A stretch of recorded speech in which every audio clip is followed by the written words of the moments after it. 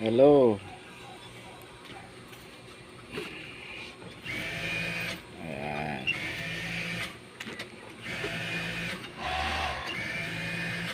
Um, Marami pong nagsasuggest sa akin ang mga service ko na kahit yung mga basic lang na gagawin, ating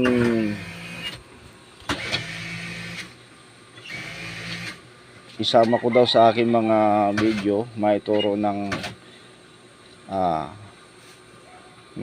yung mga basic lang na kuan na gagawin. At kung mga basic lang naman, siguro marirecall na nila once na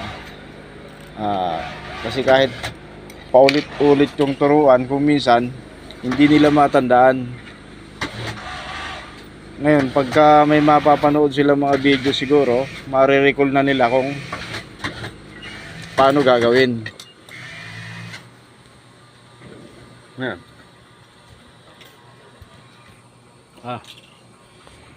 Hello. So, ito po sa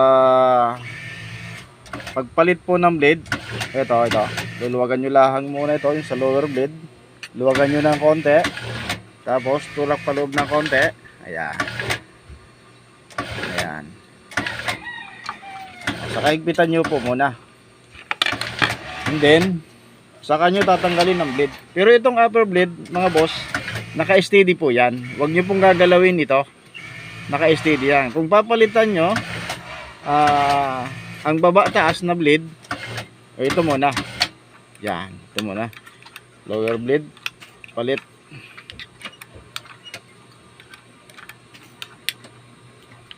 Ayan, na rin. Tapos palitan natin ng yan. Papakita ko po kung paano papalitan yung blade, ano po.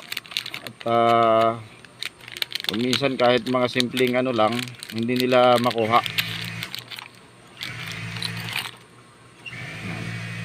Ito po ang height po ng blade. So wag kang lalagpas sa plato yung talim ng blade ng lower. So pwede kang bumabang bahagya lang, wag lalagpas sa plato. Ayan, boss. Ayan, saka nyo po higpitan. Pag naikabit nyo na po yung lower blade, tatanggalin nyo naman ho ito. Pero wag nyo po itong luluwagan, itong tornilyong ito. Ayan, ayan.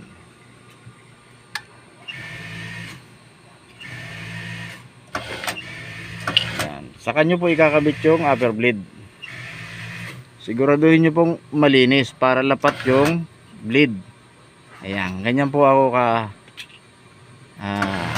kasinop maggawa niyan. Hindi yung basta na lang tinatapal ang blade at para flat yung lapat ng blade.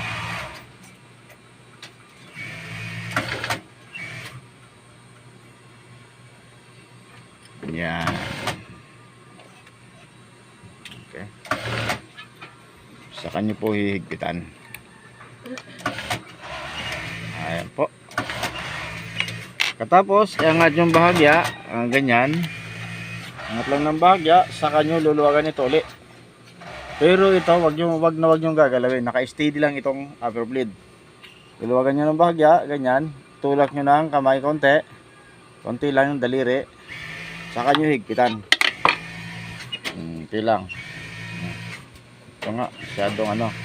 So, pagka ginanyan nyo at medyo parang kumakagat yung blade, huwag nyo ituloy. Ibalik nyo ng konti kasi depende kasi sa lapat ng ano yan, ng blade. Balik nyo muna ng konti. Ibaba mo yung blade ng halos magkising lang yung dalawang talim. Tapos luwagan nyo ito. Tulad nyo ng bahagya. Konti lang, hindi masyado madiin, konting lang. Yan, saka nyo higpitan. Saka nyo i-manual muna, ganyan, oh. Ayan. Pag smooth siya, nakita nyo yung dalawang talim, nagkikising sila, ibig sabihin, tatalab po yan. So yan. Tapos tayo nyo muna kahit sa sinulid yan. Yan po. Yung talim. Ayan. Ayan. Talas po siya. So maliban nito, boss, ano pa ibang problema nito? Yun lang? Yun lang, boss. Okay. Ay, kabibilisan. Okay. Ayun, yan po. Tungkol sa tension naman,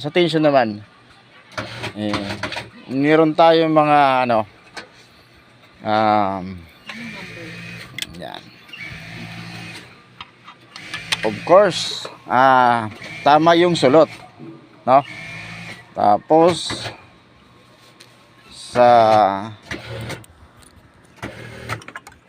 yan, tama yung sulot bago kuan. Pangalawa, bago pihitin, kung minsan gawa tayo ng gawa, may mga pumapasok na sinulid galing na dumi galing dito sa sinulid, nasasaba, sumisingit sa tensioner dito po. Ayan, bago nyo pihitin, kasi kahit may dumi po ay kahit pihitin nyo po yan, pag madumi po yan, hindi po hihigpit yan. So hindi rin magbabago yung tensyon. So kuan niya, linis muna to. Yan, ginagawa ko lang, ganyan lang po yan. Tapos kung may konting dumi lang naman, hinihipang ko po yan. Yan. Yan, ganyan. Hinihipan lang po yan. Yan. Pagkatapos po, pag malinis na po yan, saka nyo siya try tahe. Yan. Pag wala pa rin nagbago, at halimbawa ang problema,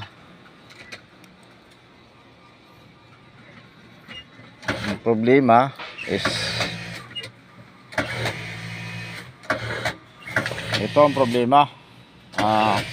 Sample, yung upper parts ng tahi, yung right side, so ibig sabihin right side dito nakaibabaw, nakaganyan, nakaibabaw siya. Makikita nyo yung raw edge ng tela dito. So yung kadena ng overlock dapat diretso rin po yan, nakaganyan, diretso sa raw edge ng tela. So makikita nyo po, pag pumaling po pataas ito, ang ibig sabihin itong side na ito, itong tensioner na ito, mas mahigpit kaysa dito sa huli tensioner. So ito lang naman yung balance, yung ibabaw at saka ilalim. Yan. Pag pumaling naman sa ibabaw ay sa ilalim, ibig sabihin mas mahigpit ito kaysa dito. So ayan, balance lang po yan pagka dito sa yung yan. Pero yung diretsong ganyan, itong dalawang kagaya nito 4 threads, yan yung diretsong yan, dalawa karayon po yan. Makikita nyo po dito sa ilalim. Yan. Pag itong sinulid na ito lumutang, ang ibig sabihin yan, itong side na ito, ang ibig sabihin yan, yung unang karayom maluwag. So kung malinis naman ang tensioner, higpitan nyo po ng konti. Ayan, konti-konti lang po ang paghihigpit para makuha nyo po ang pagtitensyon. Hindi kailangan biglaan pipihitin mo ng marami at saka hindi mo makokontrol yung higpit. So konti-konti lang po ang pihit. Ayan. Okay. Yan lang po, bleed at saka tension sa 4 threads. Ayan. Makukuha nyo po yan. Balik-balikan nyo na lang po ang aking video at makukuha din nyo po. Magandang hapon po uli mga boss. Maraming salamat.